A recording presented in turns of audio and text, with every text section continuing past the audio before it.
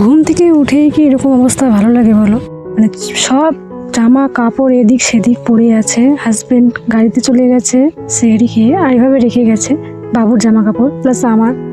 মানে আমরা তিনজন মানুষ, কিন্তু জামা কাপড়ের কোনো কমতি নেই, এদিক সেদিক জামা কাপড় পড়ে আছে।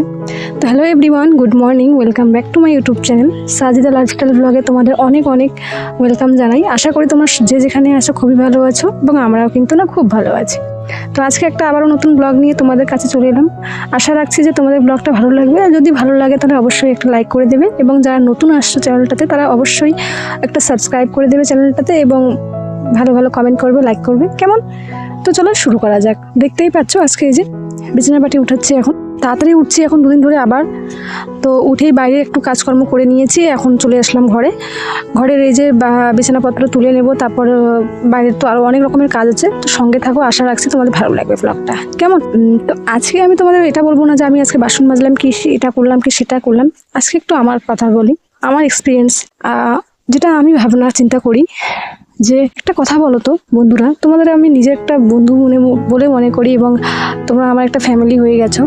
তো তোমাদের কাছে তো এটা আমি বলতেই পারি, তাই না? প্লিজ কেউ বাজে কমেন্ট করো না বা বাজে মন্তব্য করো না, যেটা সঠিক মনে হয় তোমরা সেটাই আমাকে কমেন্টে জানিও। আচ্ছা, ভালোবাসা করাটা কি অন্যায়? ভালোবাসা করাটা কি খুব অপরাধ? ভালোবেসে বিয়ে করাটা কি খুব অপরাধ, খুব বড় অপরাধ? আমি জানি না কার কাছে সেটা কেমনভাবে তারা কীভাবে নেয়, কিন্তু আজকাল তো ভালোবাসা করেই সবাই ভালোবেসেই বিয়ে করছে এবং লাভ ম্যারেজই করছে। তো আমার ক্ষেত্রে এরকমটা কেন হচ্ছে আমি জানি না। একটা মানুষকে পাওয়ার জন্য আমি কতগুলো পিছনে যে কত মানুষকে আমি হারিয়েছি সেটা বলে বোঝাতে পারবো না তোমাদের। আজকে আমার মনটা খুবই খারাপ, এতটাই খারাপ, নিজেকে এতটাই আমি ছোট মনে করি যে একটা মানুষকে চাওয়ার জন্য, একটা মানুষকে ভালোবাসি বলে, সেই মানুষটার হাত ধরে আমি বাড়ি থেকে বেরিয়েছি বলে আজকে আমার পিছনে আমার যে নিজের যে রক্তের সম্পর্কে লোকগুলো, মানুষগুলো, তারা আমাকে আমার পাশ দিয়ে গেলেও তারা আমাকে চিনতে চায় না, তারা আমাকে ভালোবাসা দিতে চায় না, তাদের কাছে আমি গেলে তারা দূরে সরে যায়। এটাই আমার লাইফ, এটাই আমার কাহিনী, জানো। অনেক ভেবে চিন্তেই কিন্তু কথাগুলো বলছি, যদি তোমাদের বলতাম না, কিন্তু আচ্ছা মনটাতে উঠলো বলেই বলছি। আমি বাইরে যেরকম দেখাই তোমাদের খুব হার্ড, শক্ত, আমি মজবুত, কিন্তু ভেতর থেকে আমি অতটাই কিন্তু ভেঙে পড়ি। যখন একা একা থাকি, বাড়িতে বলো জমিতে বলো, তখন কিন্তু আমি সব নিয়ে চিন্তাভাবনা করি। সত্যি গত 12 বছর হয়ে গেল আমাদের বিয়ে হওয়ার। এই যে মার্চ মাস আসলে আমাদের একদম টোটাল 12 বছর হবে। কত কিছু যে আমি ফেস করেছি এই লাইফে, এই সংসারে, ভালোবেসে বিয়ে করার পর এখনও স্ট্রাগল করে যাচ্ছি, আমি স্ট্রাগল করে যাচ্ছি, অনেক কিছু চিন্তা ভাবনা করছি, এটা করব ওটা করব, কিন্তু আমার ভেতর থেকে তো আমি ভেঙেই পড়েছি। আর এখনও আমি আশাও রাখি না কারণ কেউ আমাকে মেনে নিলে নিক, না নিলে নেই। আমি জানি আমি আশা ছেড়েও দিয়েছি, হাল ছেড়ে দিয়েছি একবারই বলতে গেলে। তো যাই হোক, কিন্তু মাঝে মধ্যে আমার এই কথাগুলো মনের মধ্যে খুব আঘাত দেয়। আমার চোখের জলকে আমি আটকে রাখতে একদমই পারি না। খুব খারাপ লাগে যে আমি এত 12 বছর ধরে আমি সংসারটা চালাচ্ছি, সংসারে আমি সংসার করছি, শুধুমাত্র আমার হাজবেন্ড ছাড়া আমাকে সাপোর্ট করার মতো বা আমার পাশে দাঁড়ানোর মতো কেউ নেই, জানো। ইভেন আমার শ্বশুরবাড়ির না লোক, না তো আমার বাপের বাড়ির লোক। এত যে লোকে আমায় বলে তুমি এত খাটো কেন, আমি খাটি কার জন্য? তাদেরকে আমি দেখাতে চাই, যারা আমাকে অবজ্ঞা করেছে, যারা আমার হাজবেন্ডকে নিচু মনে করেছে, ভিখারি মনে করেছে, তাদেরকে আমি দেখিয়ে দিতে চাই যে না, কেউ জন্ম থেকে কেউ বড়লোক হয়ে আসে না।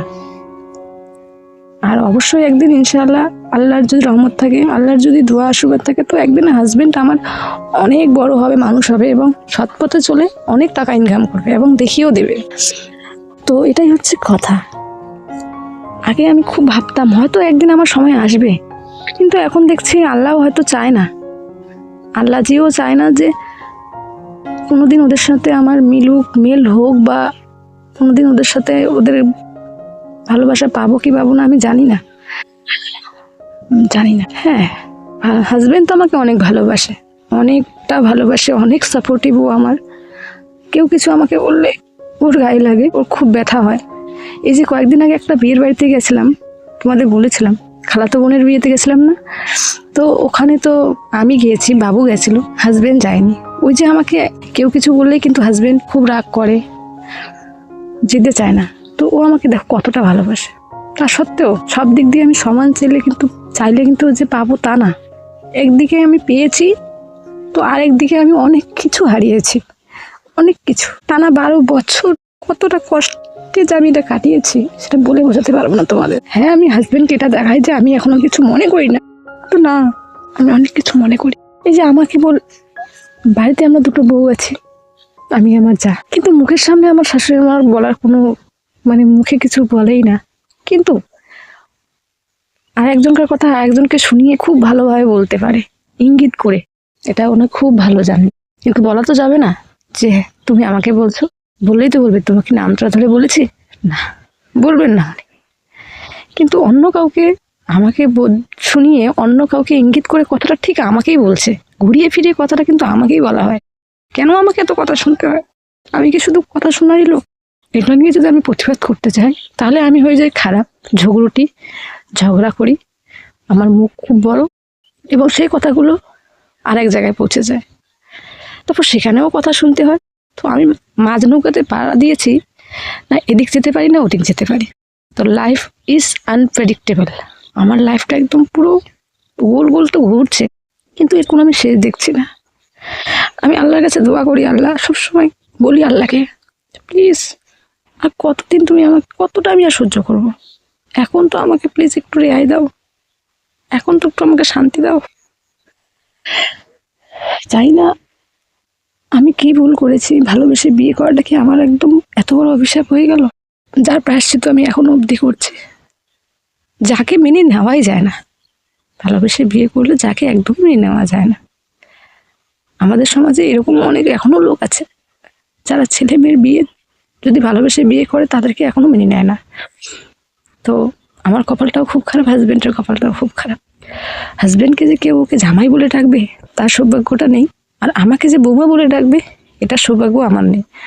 তো আমার দুজনের কপালটা খুবই খারাপ। ভালোবেসে বিয়ে করেছি তাই এত কিছু অপবাদ, অন্যায় অপবাদ আমাদের সহ্য করতে হচ্ছে মুখ বুঝে। ইভেন আমার যে বাচ্চাটা আছে, দেখতে দেখতে 11টা বছর হয়ে গেল, সেও কোনোদিন ভালোবাসা পেল না। তো যাই হোক, অনেক কথা বললাম, অনেক বকবক করলাম, প্লিজ তোমরা কেউ মাইন্ডে করে নিও না, এবং এটা ভেবো না যে আমি সিম্প্যাথি গেইন করার জন্য এগুলো কথা বলছি না। এই যে আমি এখানে কথাগুলো বলছি এটা কিন্তু আমি জমিতে এসে বলছি, আর জমিতে এসে আমি ঘাস কাটছিলাম, তো আমার মনের মধ্যে কথাগুলো আসছিল। আমি ভাবলাম আজকে আমি কি বলবো, ভিডিও তো করেছি, তো ভাবলাম আজকে আমি তোমাদের মনের কথাগুলোই বলি। কাদের বা বলবো বলো? আর হাজব্যান্ডকে বলতে বলতে হাজব্যান্ড আর শুনতে চায় না আমার কথা। শুনবেই বা কেন? ও আমাকে কখনোই চায় না যে আমি কান্না করি, ও চায় আমি সবসময় হেসে খুলে বেড়াই, কিন্তু আমি পারি না। বেড়ানোর চেষ্টা করি, এরকম প্রিটেন্ড করি যে হ্যাঁ আমি আছি, ভালো আছি, হাসি খুশি বেড়াই, কিন্তু না, আমি তত একটা বিশেষ মানুষের সাথে বেড়াইও না, মিলামেশাও করি না, কথাবার্তাও খুব কম বলি। আমি নিজের কাজে মত্ত থাকি। সকাল থেকে কখন যে আমার রাত হয়ে যায় এই কাজকর্ম করতে করতে, বাড়ির কাজ সামলাতে, জমি জায়গার কাজ, গরু ছাগল, এই নিয়ে আমার সংসার, এবং আমার বাচ্চাটা আর আমার হাজব্যান্ড, এটাই আমার সংসার। আর অন্য কোনো কথা চিন্তা করি যখন আমি কোথাও থাকি তখন এগুলো কথা আমাকে খুব আঘাত দেয়।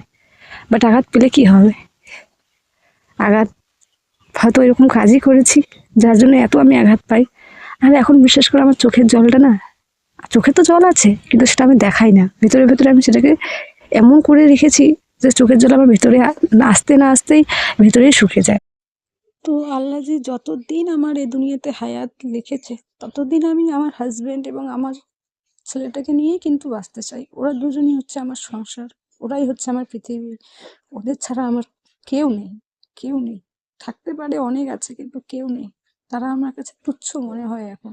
কারণ না, মোরাল অফ দ্য স্টোরি হচ্ছে এটা, যার টাকা আছে, যে বড় লোক, তার সাথে কাঁধে কাঁধ মেলা যায়, কিন্তু যার টাকা নেই, যে গরিব ভিখারি, তার সাথে কোনদিন কাঁধে কাঁধ মিলিয়ে চলা যায় না। কিন্তু হ্যাঁ, এখন আমার হাজবেন্ড ভালো ইনকাম করে, ভালো আমরা খাই, ভালো চলি। আমার মুখে তোমরা কোনোদিন কি কোনো ভিডিওতে শুনেছো আমরা গরিব? আমি কখনোই এই কথাটা বলি না যে আমি গরিব বা আমরা গরিব। কেন বলবো গরিব? আল্লাহ আমাদের সব দিয়েছে, চোখ, কান, নাক, মুখ, এত সুন্দর একটা আমি বাচ্চাকে জন্ম দিয়েছি। তো হাজবেন্ড ভালো ইনকাম করে, ভালো খাই, এতে আমি অনেক আল্লাহকে শুক্রিয়া আদা করি যে এত ভালো তো আমি খাচ্ছি, এত ভালো তো আমি এখন আছি, তো কেন আমি নিজেকে গরিব বলবো? এই যে মানুষ অনেকে বলে গরিব, আমি গরিব, আমরা গরিব, আমরা মধ্যবিত্ত, আমি কখনোই বলি না, আমি বলি না আমি নিজে বড়লোক, আমি কখনো বলিনি আমি গরিব। কিন্তু হ্যাঁ, একটা কথা ঠিক, যখন তোমার টাকা হবে না তখন তোমার চারপাশে অনেক বন্ধু বান্ধবও হবে, তখন তোমাকে ভালোবাসবে সবাই, তখন তোমাকে যে কথা বলে না না সে ব্যক্তিটাও তোমাকে কথা বলবে, যেটা এখন আমার হাজবেন্ডের সাথে হয়। এখন আমার হাজবেন্ডের মাথায় তেল আছে, তাই এখন ওর মাথায় সবাই তেল দিতে আসে, যখন তেল ছিল না তখন কিন্তু কেউই তেল দিতে আসেনি, জানো। তো চলো যাওয়া যাক রান্নাঘরে, ইফতারের প্রিপারেশন করতে হবে। লেগে পড়েছি, প্রায় 4:30 নাগাদ বাজে। তো আমি উনুনটা ধরিয়ে দিয়েছি, ধরিয়ে এখানে ছোলা বসিয়েছি। উনুনটা জ্বলছিলই না, মানে কি জানি কেন। তারপর আবার সিঞ্জে নিয়ে আসলাম, দিয়ে তারপর এখন করে ধরিয়ে দিচ্ছি। আর আজকে না আমার কাঁঠাল খেতে ইচ্ছে করেছে, তো আমি হচ্ছে এটা কাঁঠালের তরকারি করব।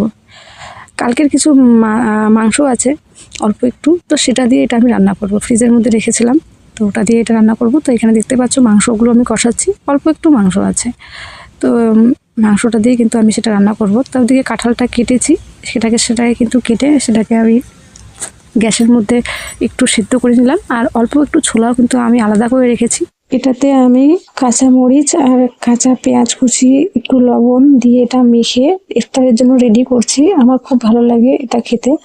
তো যাই হোক বন্ধুরা, আশা করি আজকের ব্লগটা তোমাদের ভালো লেগেছে। টাটা।